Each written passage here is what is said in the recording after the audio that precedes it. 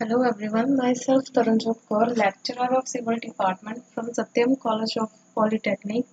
So this is the lecture of RCC Design, जिसमें आज हम डिस्कस करेंगे कॉन्सेप्ट ऑफ न्यूट्रल एक्सिस कि न्यूट्रल एक्सिस क्या होता है, इसकी maximum and the minimum value कितनी होती है।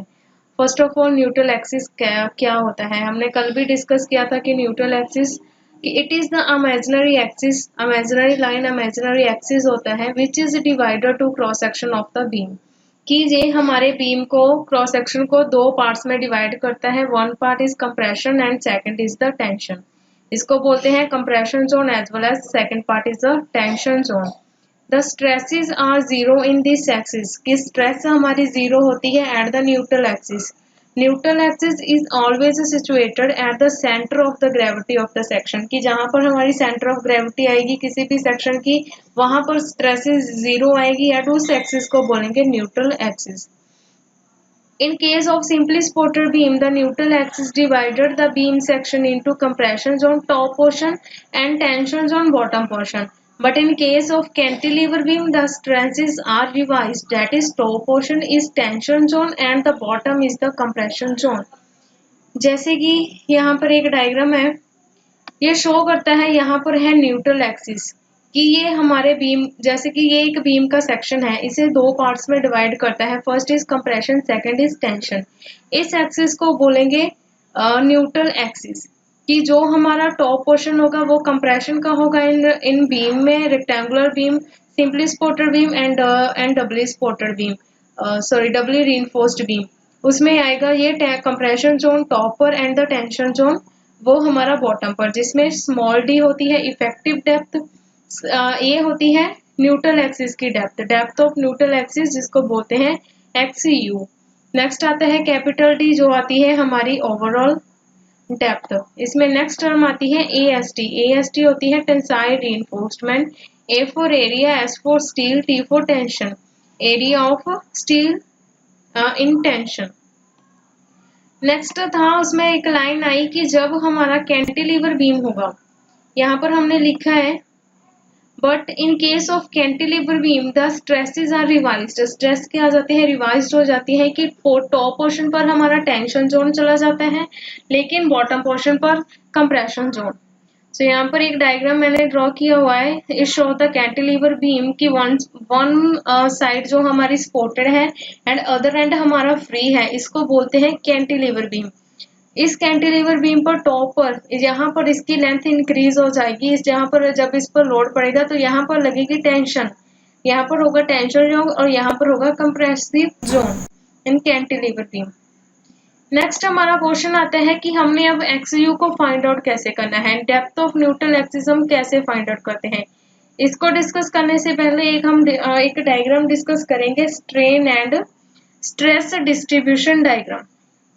जैसे कि ये हमारा एक क्रॉस सेक्शन है किसी भी बीम का, सिंगली रीइंफोर्स्ड बीम है जिसमें टेंशन साइड रीइंफोर्समेंट प्रोवाइड की गई है, इसको बोलते हैं AST, area of steel in tension. ये है हमारा न्यूट्रल एक्सिस, ये है एक्सयू, यहाँ से लेकर न्यूट्रल एक्सिस तक का डिस्टेंस जो आता है इसको बोलते हैं एक्सयू। अब हमने देखना है कि हम इस एक्सयू को फाइंड कैसे करेंगे। ये है हमारी इफेक्टिव डेप्थ एंड डी होती है हमारी capital D is the overall depth. ये है हमारा स्ट्रेन डायग्राम जिसमें इसकी इलेप्सन सी की वैल्यू आती है 0.0035 एंड यहाँ पर इसकी वैल्यू आती है 0.87 F by divided by E S point plus 0.02 ये आती है, यहाँ से लेकर यहाँ तक स्ट्रेन की वैल्यू। यहाँ पर आता है कंप्रेशन जोन, देन ये कंप्रेशन स्ट्रेस का डायग्राम है। इस कंप्रेशन की वैल्यू यहाँ पर आती है C is equal to 0.36 FC के बी एक्स यू, और यहाँ से लेकर एंड तक का जो डिस्टेंस आएगा इस टी पॉइंट तक, यहाँ पर हमारी टेंशन लगेगी, टेंशन जोन, टेंशन फोर्स आती है हमारी 0.87 FY/AST। देन यहाँ से लेकर यहाँ तक जो डिस्टेंस आता है इसको बोलते हैं लीवर, हम इसे डिनोट करते हैं Z के साथ, जो होता है D माइनस 0.42 XU। ये हमारी स्टैंडर्ड टर्म वैल्यूज है। इसके अकॉर्डिंग हम फाइंड आउट करेंगे XU। इसके लिए हमने क्या किया कि C is equal to T कर दिया। जब C is equal to T किया, यहाँ पे हमने tension is equal to total compression, So 0.87 F/AST is equal to 0.36 FCKB into XU। यहाँ से निकल आएगी हमारी XU की वैल्यू। XU इधर आगे इज इक्वल टू इसके 0.87 F/AST divided by 0.36 FCKB is equal to आगे XU। यहाँ पर आ गई हमारी XU की वैल्यू की XU हमारा क्या होता है कि हमने एक इक्वेशन को इक्विलिब्रियम में किया। इक्विलिब्रियम करने का मतलब कि tension is equal to compression किया। यहाँ पर B की वैल्यू है हमारी विड्थ ऑफ द सेक्शन, ये B की वैल्यू। D होता है हमारा इफेक्टिव डेप्थ, ये हमारी FY की वैल्यू जितने हम लेते हैं 250, 415, 500 FE जितना भी हम लेते हैं। FC की वैल्यू 20 लेते हैं हम, एंड AST की वैल्यू जितनी हमारी डाया प्रोवाइड होगा हमारा स्टील का, उसकी वैल्यू। ये तो हो गया हमारा XU। अब नेक्स्ट हमारी आती है कि हमने maximum depth of neutral axis कितना रखना है। मैक्सिमम न्यूट्रल एक्सिस का मतलब है कि XU मैक्सिमम। XU मैक्सिमम अब हमने फाइंड करना है, तो यहाँ पर हमारे पास वैल्यू है 0.87 FY इलिप्सन S प्लस 0.002। ये है हमारी यहाँ पर स्ट्रेन की वैल्यू। इस स्ट्रेन की वैल्यू से अब हम फाइंड करेंगे XU मैक्सिमम। लेकिन XU मैक्सिमम हम क्यों फाइंड करते हैं, इसकी डेफिनेशन है कि XU तो हमें पता चल गया कि हमारा जितना न्यूट्रल एक्सिस तक डिस्टेंस, जितनी उसकी डेप्थ आएगी न्यूट्रल एक्सिस तक, वो होता है XU।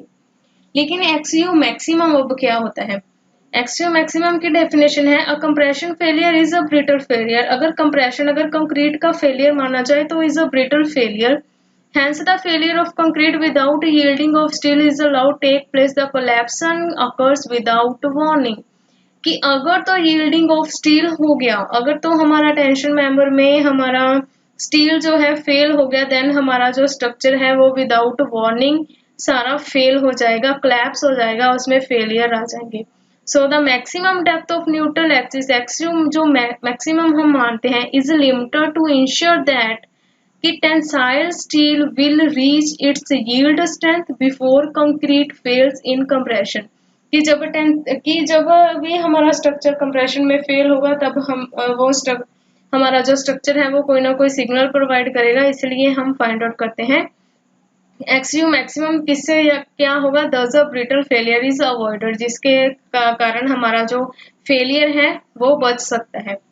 इसमें अब वैल्यू है, इसमें हमने एक फॉर्मूला यूज करना है XU maximum is equal to D minus XU maximum is equal to हमारी वैल्यू ये वाली यहाँ पर जो शो की गई है 0.0035 divided by this value 0.87 FY इलिप्सन S plus 0.002।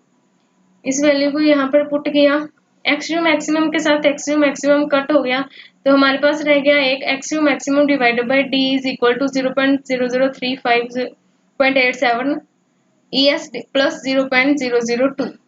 इसके बाद हमने अज्यूमिंग करनी है कि हमने E की वैल्यू 2 × 10⁵ न्यूटन पर स्क्वायर mm रखना है, और हमने FY की वैल्यू 250 न्यूटन पर स्क्वायर mm हमने अज्यूम किया।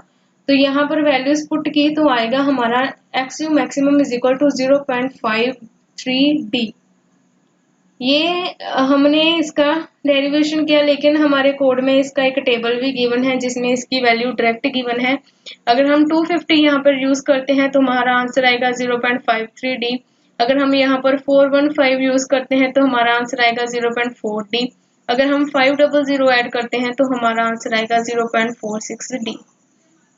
तो इसकी वैल्यू हम डायरेक्ट भी यूज कर सकते हैं, हम याद कर सकते हैं ये तीन वैल्यूज को। अगर हम FE 250 यानी कि FY की वैल्यू 250, FE 415 FY की वैल्यू 415, जितनी इसकी ग्रेड आता है स्टील का उतनी ही उसकी FY की वैल्यू होती है इन न्यूटन पर स्क्वायर mm में। और इसकी वैल्यूज को ऐसे 0.53D, 0.4D, 0.46 ये वैल्यू हमारा जो कोड है उस पर भी टेबल गिवन है और बुक में भी ये टेबल गिवन है। तो ये था concept of neutral axis. Thank you.